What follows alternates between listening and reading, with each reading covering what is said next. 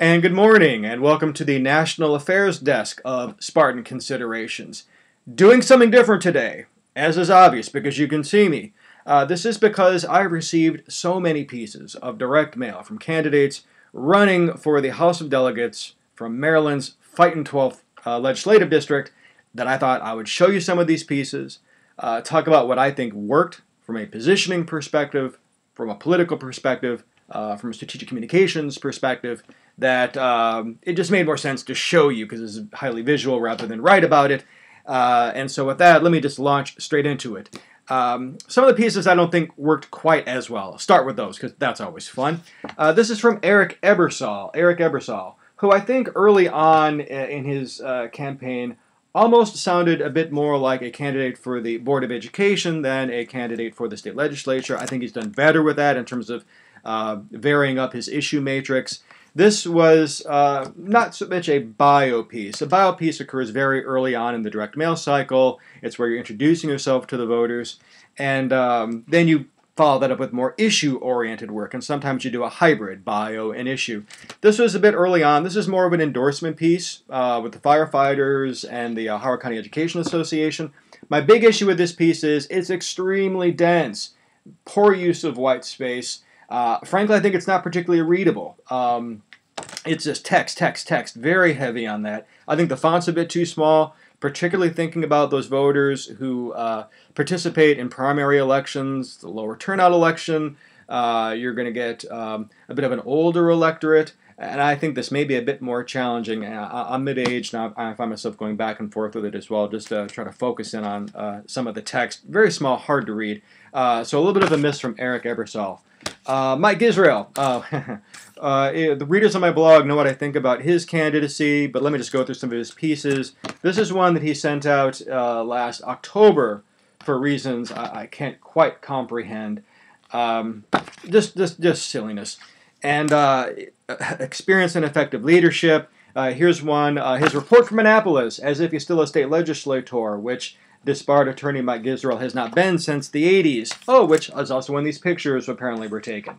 I know it sounds like I'm nitpicking a little bit, but I like to think that campaigns, they spend so much time and attention on direct mail pieces, particularly those when you're at the state legislative level, or you're dealing with those kind of budgets.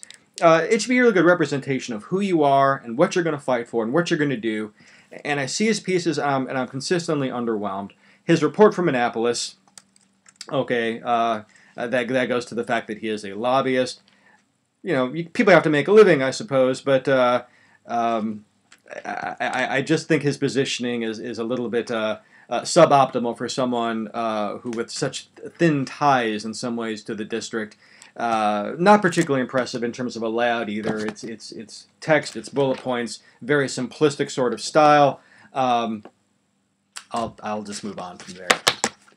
Anyway, Rebecca Donguera, this is actually a better piece. Whereas before I talked about how Eric Ebersol, I think early on when he was just launched his campaign, sounded a bit more like a Board of Education candidate to me.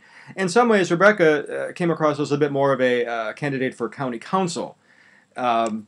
She has, again, also, I think, evolved in that regard where she talks about broader issues, more issues where you'd expect a state legislature to handle it, so which is good. This is actually an issue spot that she put out, the issue piece. On the environment, so you got the green. Actually, it's not a bad piece. I mean, these are good pictures, good visuals. That's important. I think her tagline, "Wise Leadership for a Strong Community," is a bit self-referential. Not a huge fan of that. I think voters like something a bit more relational, something a bit more, it sounds transactional, but what are you going to do for me? What are you going to do for us as a society, as a state, as a populace, as a constituency? And wise leadership is a bit more inward-looking, which I'm not a big fan of. And but the piece itself is not bad. It talks about some of her big issues: open space, smart growth, slow growth, however you want to translate that. She does have a little thing here: mixed paper from responsible sources down here, so reinforcing the environmental theme. She's actually printing this on environmentally friendly paper, and she has an endorsement here, which is actually good to have a third-party validator who speaks highly about your campaign. One piece I wanted to get to. This is Renee McGurk-Spence, this was definitely, I think, a bit of a miss. Whereas Edric Ebersol, very dense, very block, just text, text, text heavy. Hers, very, for the most part, sparse. I mean, except for the back here, where it's a bit better. Has some bullet points, but in just sort of block format. It's a little simplistic. It's a little... I am glad she talked about advocating for our seniors. Again, that's thinking about the population that actually turns out in primary elections, lower turnout elections. I think it's important to talk about seniors. This really right here is a little bit of a bio piece, but it's weighted more heavily towards the issue matrix. This is a piece she put out without the authority line. I'm not sure if I mentioned that already. I've done a couple of takes on these already to try to get this down under 8 minutes if I can. What else? Oh, and here's her other piece, Experience and Common Sense, which, again, I'm not sure if it's the ideal point of differentiation from a tagline. Oh, here was the authority line. And she also has a quote from herself. I think eyes tend to glaze over when people read you talking about yourself to a certain degree. I understand why you want to explain your governing philosophy and your principles and try to boil that down, but also I think the block style doesn't particularly stand out.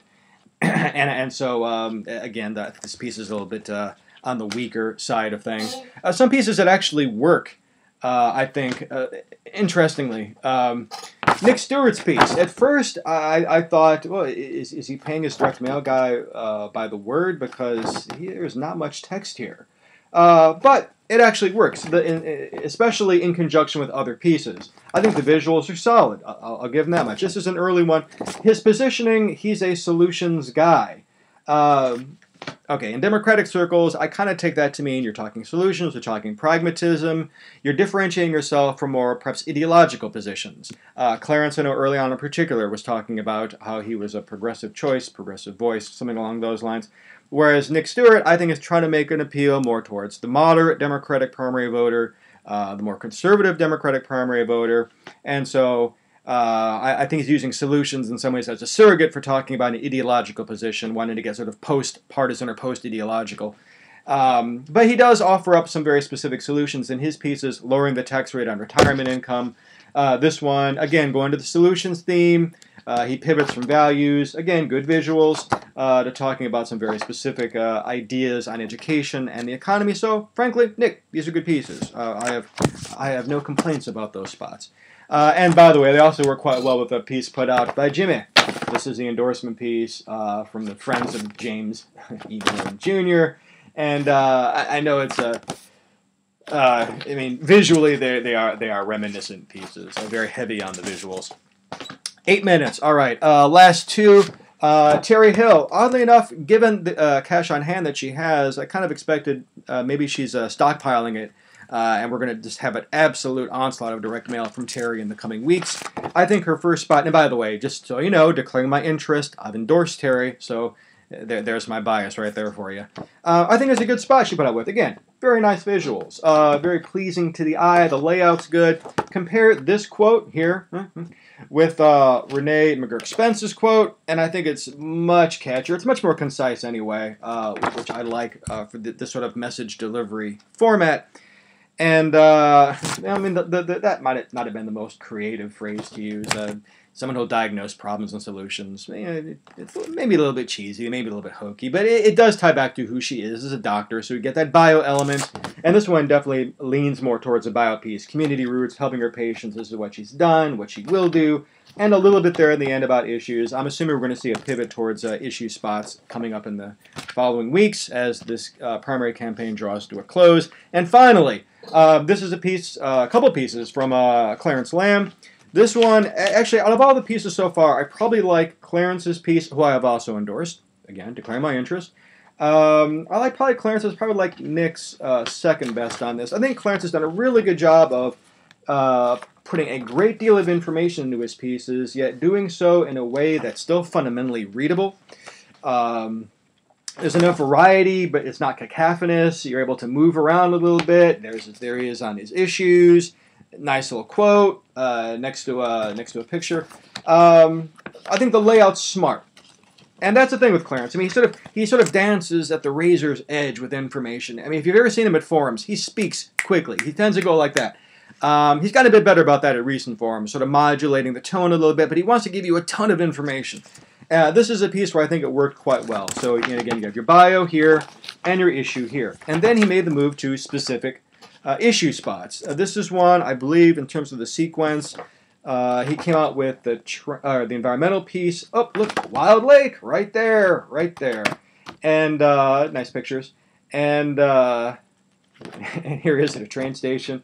I'm laughing because I'm not so sure about the look on the woman's face there. I'm not sure if that's incredulity or whether she's really engaged in the conversation. I don't know. It's one of those little silly things.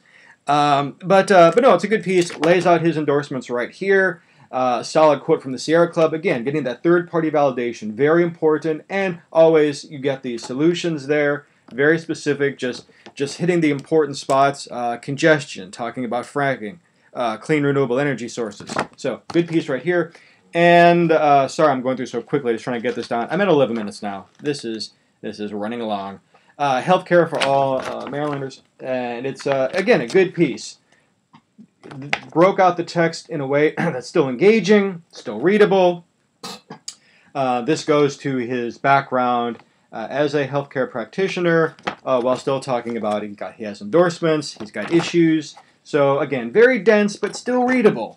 Again, contrasting that with Eric Ebersol, which is a bit less interesting from a visual perspective, just from a text perspective. Good use of white space, not so much. Anyway, those are my thoughts. For whatever it's worth, sort of a fun, lighter conversation on a Saturday morning. It's absolutely gorgeous out there. I'm sure I'll be. Well, maybe I'll do one more of these as we get a little bit closer to Election Day, because I'm sure all of our mailboxes are going to be flooded with such pieces.